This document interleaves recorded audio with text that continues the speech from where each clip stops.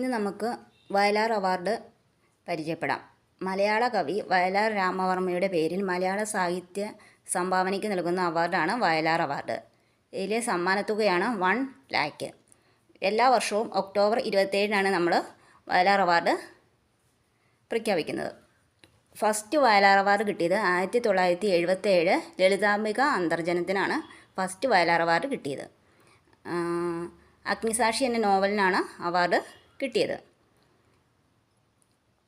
2017 ടി.ഡി. രാമകൃഷ്ണൻ അദ്ദേഹത്തിൻ്റെ സുഗന്ധി എന്ന ആണ്ടാൾ ദേവനായകി എന്ന കൃതിക്കാണ് 41ാമത്തെ വയലാർ അവാർഡ് കിട്ടിയത്.